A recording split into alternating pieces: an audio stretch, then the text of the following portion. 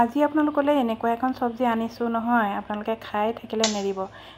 সিজি থকা চব্জিখিনিতে মই এনেকৈ ডিমটো ভাঙি দি দিলোঁ। ডিমটো আপোনালোকে এনেকৈ ভাঙি দিব, তেতিয়া খাবলৈ বহুত বেছি টেষ্টি হয়। আৰু ল'ৰা ছোৱালীও খাবলৈ ভাল পায় এই বস্তুটো। ল'ৰা ছোৱালীয়ে খাই কিন্তু টান পায় দেই। এতিয়া বনাম এই মৰিচা পুলি। মৰিচা পুলি চিনি পাইছে চাগে।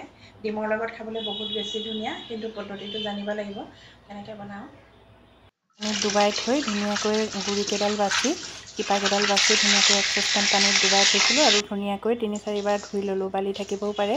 এতিয়া পিঁয়াজখিনি ৰঙাকৈ ভাজি তাতে পাঁচফোৰণ কেইটামান, হালধি আৰু নিমখ দি ধুনীয়াকৈ এইখিনি ৰঙা হোৱালৈকে ভাজি লৈছোঁ। তাৰ পাছত চচপেনত পানী ডুবাই থ'ব লাগিব, তেতিয়া ধুনীয়াকৈ সিজে। এতিয়া ডুবাই থোৱা শাকখিনি অলপকৈ ইয়াত দি দিলোঁ। পিঁয়াজখিনিতে দি দিছোঁ। তাৰ পাছত ৰঙা হোৱালৈকে ধুনীয়াকৈ ভাজি লৈ অলপ কাষলৈ দি দিব লাগে।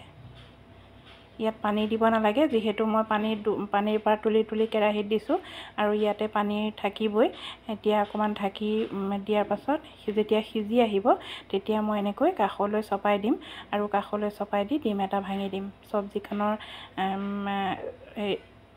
প্ৰচেছটো এনেকুৱাই। ডিমটো মই ভাঙি দিলোঁ এই পানীখিনিতে। ধুনীয়াকৈ ডিমটো সিজি যেতিয়া ডখৰ হৈ যাব, এয়া ভাঙি ধুনীয়াকৈ ইয়াতে এইখিনিতে শাকখিনি কিনাৰলৈ দি এনেকৈ ভাজি ল'ব। এনেকৈ ভাজি লৈছোঁ মই।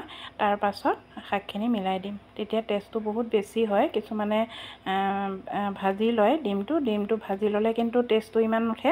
এনেকৈ কেৰাহীতে আপোনালোকে ভাজি ল'ব, ইমানেই বেছি টেষ্টি নহয়। এনেকৈ বনাই খাই চাব আৰু মোক কমেণ্ট কৰিবলৈ নাপাহৰিব।